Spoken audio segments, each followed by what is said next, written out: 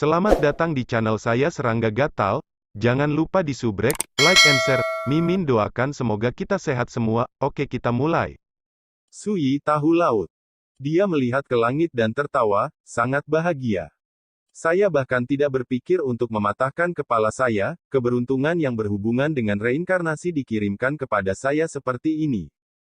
Pai di langit memang seperti itu, kan? Hahaha, Tawa liar pria berbaju biru itu tiba-tiba berhenti. Dia melihat ada sesuatu yang salah. Ini, lautan kesadaran.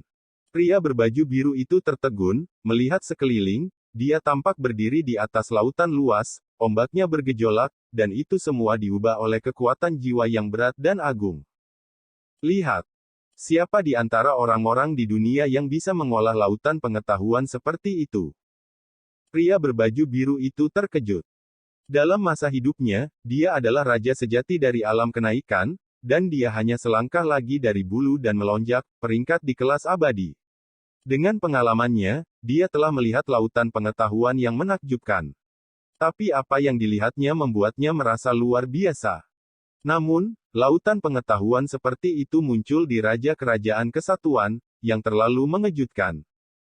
Apakah ini yang membuat penanggung jawab reinkarnasi menjadi spesial? Pria berbaju biru itu heran.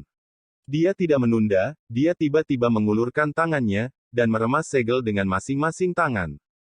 Ledakan.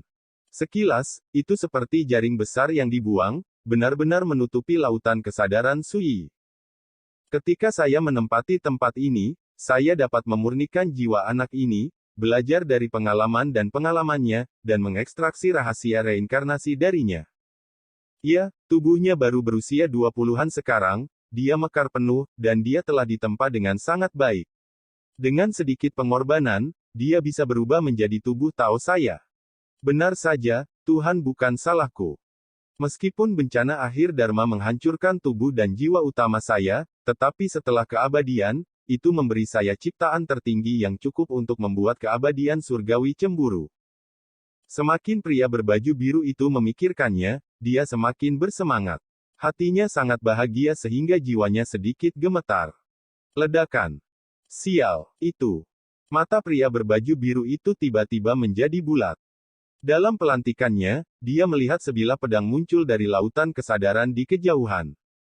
Ketika saya melihatnya, pria berbaju biru itu menggigil di sekujur tubuhnya, menciptakan ketakutan dari lubuk jiwanya, seperti semut melihat dewa di langit.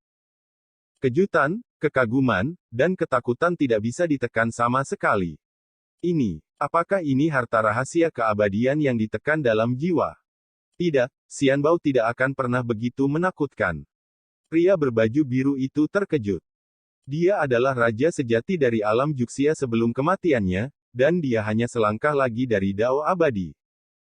Tapi sebagai perbandingan, mereka jauh lebih tidak menindas dan menakutkan daripada pedang itu. Tuhan benar-benar memperlakukanmu dengan baik dan mengirimmu kepadaku. Lautan pengetahuan. Suara acuh tak acuh dengan senyum terdengar.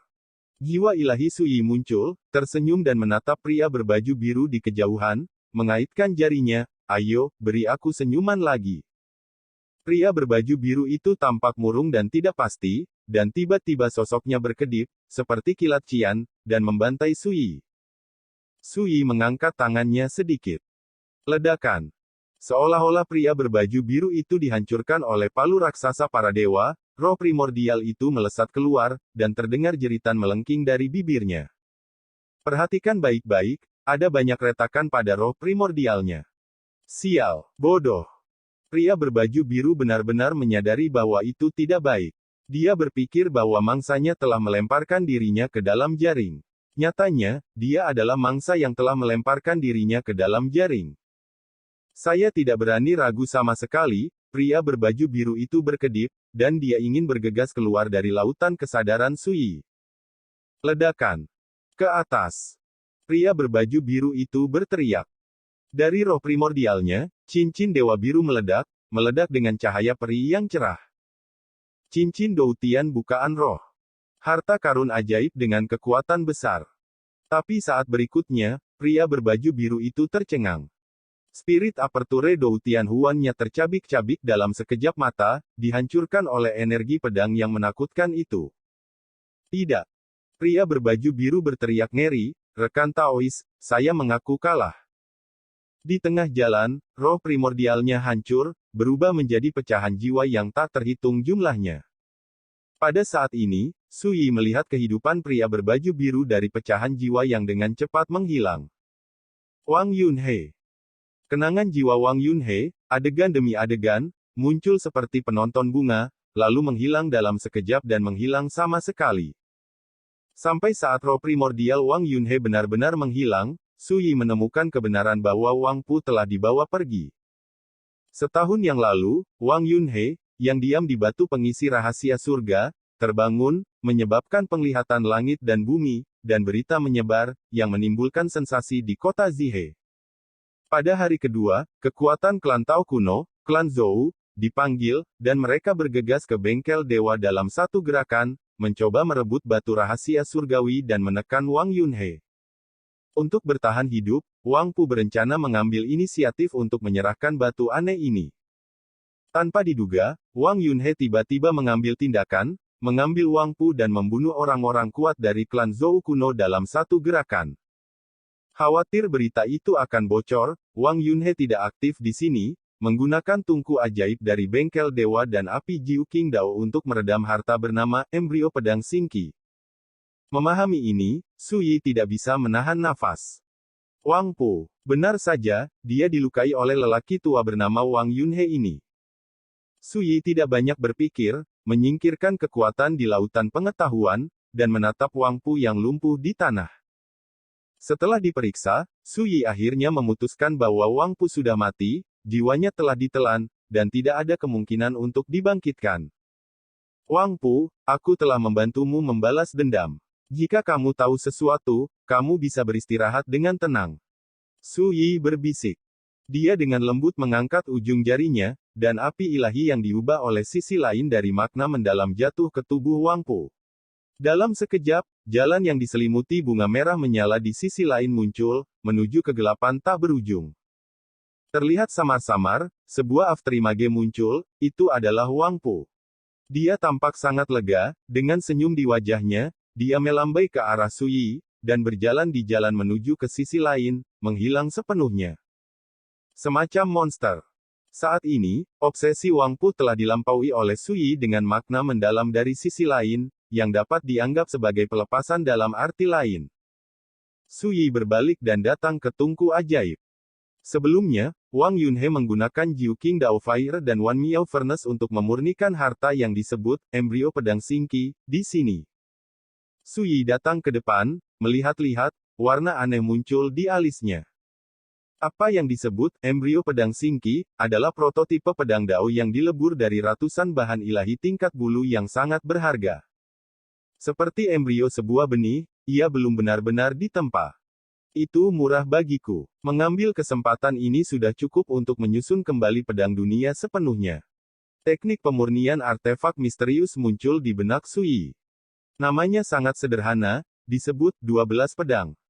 Nyatanya, dewa kekacauan tidak bisa dikorbankan sama sekali, ini adalah hal yang diakui di dunia. Namun pada awalnya, Guan Zhu menyempurnakan kembali pedang manusia. Apa yang digunakan adalah teknik pemurnian yang tercatat dalam The 12 Sword. Dengan kata lain, pemurnian artefak semacam ini juga bisa mencium fetis yang kacau. Rahasia dari 12 bab menempa pedang terletak pada kata, roh, yang menganugerahi harta karun dengan spiritualitas, menjadikan mereka seperti makhluk hidup, dengan potensi transformasi dan peningkatan. Seperti pohon, ia berasal dari langit. Su Yi melamun. Tapi ketika berurusan dengan hantu-hantu di alam Ascension, sepertinya agak tidak enak dilihat. Dalam analisis terakhir, fetis kacau ini hanya dapat dianggap sebagai harta tingkat raja dunia, dan tidak dapat dibandingkan dengan harta tingkat bulu. Su Yi datang ke bengkel dewa kali ini, tujuannya adalah untuk menyempurnakan kembali pedang dunia. Sekarang, aku memiliki pohon anggur peramal kuning misterius, segunung bahan spiritual setingkat bulu, dan sekumpulan harta setingkat bulu, yang cukup untuk meningkatkan kekuatan pedang manusia ke tingkat yang lebih tinggi. Setelah membuat keputusan, Su Yi duduk bersila dan mengeluarkan pohon anggur keberuntungan Xuan Huang, pedang manusia, dan berbagai bahan dan harta ilahi tingkat bulu di tubuhnya. Tentang. Dengan tangan terkepal, api Jiu Qing Dao yang tergantung di bawah tungku Wan Miao tiba-tiba melonjak dengan hebat, dan kekuatan yang dihasilkan menyebabkan tungku Wan Miao mengaum dan berlari. Totem Tao kuno muncul di sekitar kuali, dan di dalam kuali, embrio pedang singki perak dikeluarkan oleh Su Yi dari udara. Benda ini memang harta langka di dunia, jauh dari sebanding dengan harta spiritual tingkat bulu biasa. Su Yi memuji. Dia sekarang mendapat informasi lengkap dan telah mengumpulkan sejumlah besar harta karun tingkat bulu. Lagi pula, benda ini berasal dari tangan seorang raja sejati dari alam Siaksia, dan ditakdirkan tidak dapat dibandingkan dengan harta karun tingkat bulu biasa. Pergi. Su Yi meninggalkan pikirannya yang mengganggu, melambaikan jubah lengannya, dan pedang dunia menyapu tungku yang indah. Dalam 10 hari. Di tungku, ada ratusan kelompok cahaya yang mengambang dan tenggelam. Setiap kelompok cahaya memiliki warna yang berbeda dan menyilaukan, seperti matahari kecil berwarna-warni yang bersaing untuk mendapatkan keindahan.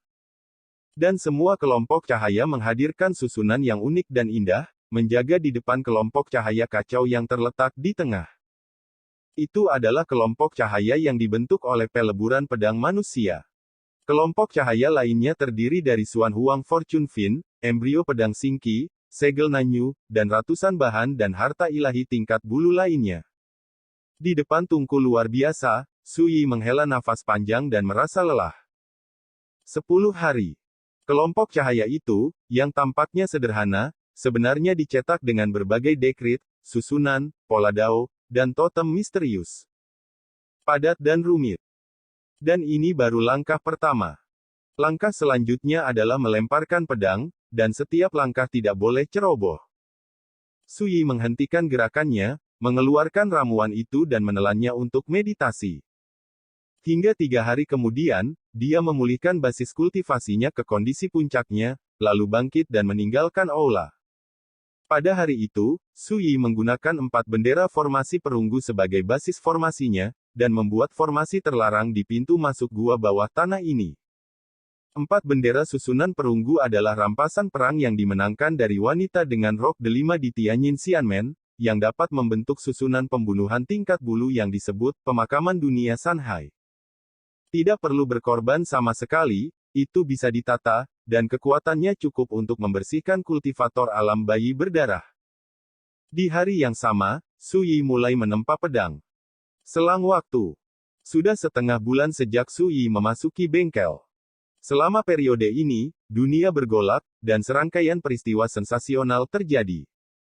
Di beberapa daerah terlarang yang berbahaya dari semua lapisan masyarakat di langit berbintang, kumpulan roh mati telah muncul satu demi satu, seperti budidaya setan, budidaya sihir, budidaya pedang, budidaya meditasi. Semuanya mulai aktif di dunia, dan memasuki dunia kultivasi secara besar-besaran. Di belakang jiwa-jiwa yang telah meninggal itu, berdirilah Taoisme yang berasal dari zaman kuno.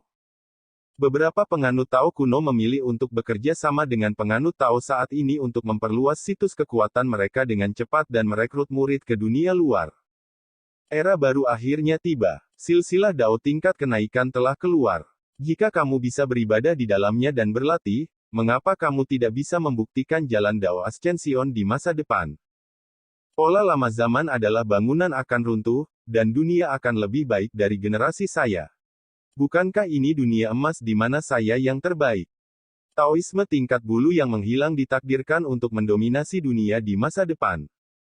Seluruh langit berbintang dan semua lapisan masyarakat telah menjadi sensasional, dan saya tidak tahu berapa banyak biksu yang tergila-gila padanya, dan mereka harus menyembah tradisi Tao ini bahkan jika mereka mematahkan kepala mereka. Bahkan banyak pembudidaya di dunia sudah mulai mencari peluang, berharap menjadi pengikut di bawah komando para Taois kuno itu dan mendapatkan perlindungan mereka.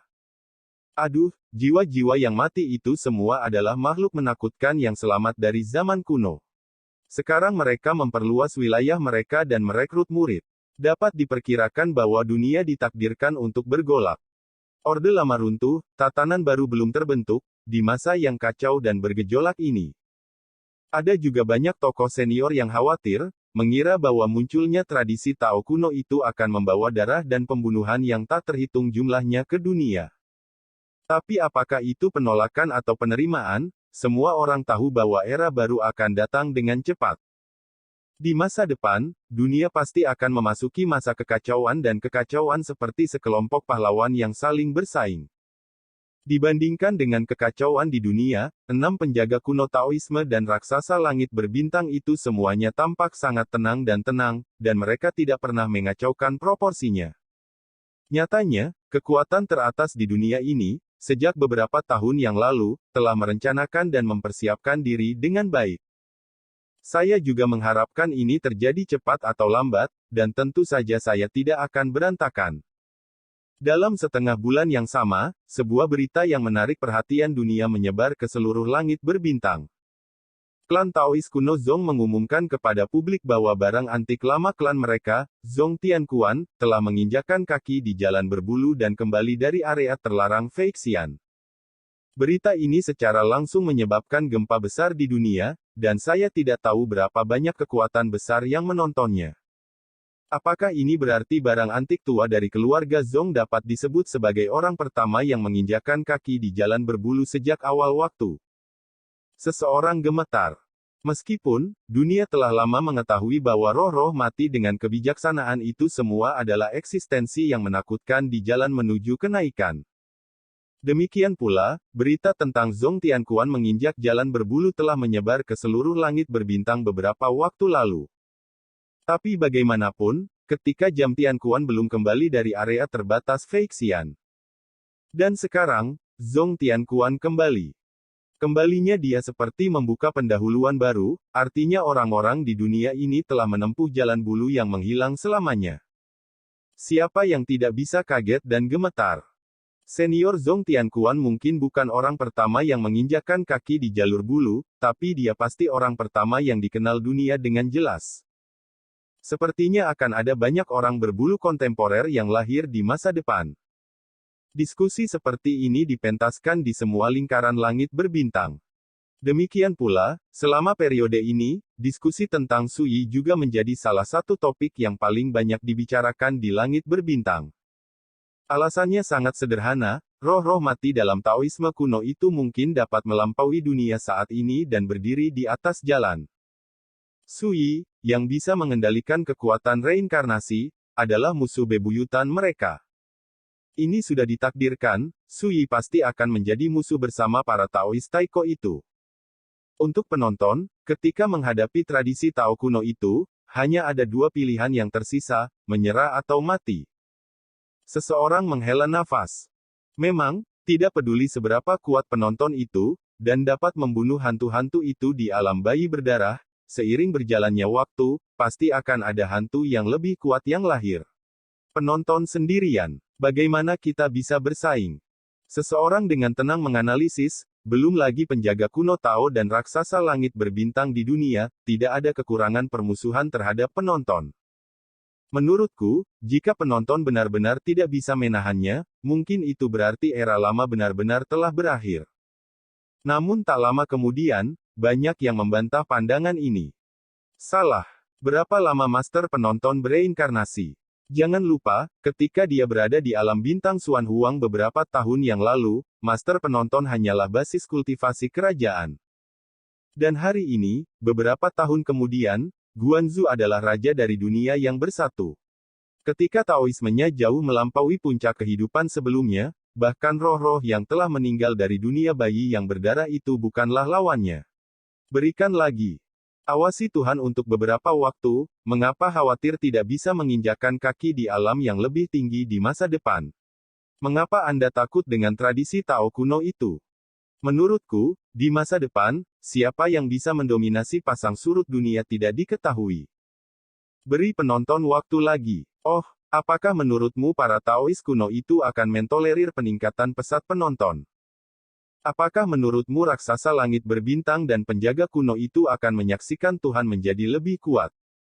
Sederhananya, Guanzu hari ini telah lama menjadi musuh di dunia. Jangan kaget ketika mendengar berita jatuhnya Guanzu, karena bagaimanapun juga satu orang tidak bisa melawan dunia. Segala macam perselisihan dan diskusi telah menyebabkan kegemparan di dunia. Kedalaman lautan sihir yang tak tentu. Bahkan Pluto mengetahui berita itu dari anjing bumi bernama Singkui, jadi dia tidak bisa menahan rasa khawatirnya dan meminta nasihat dari orang asli Hongyun.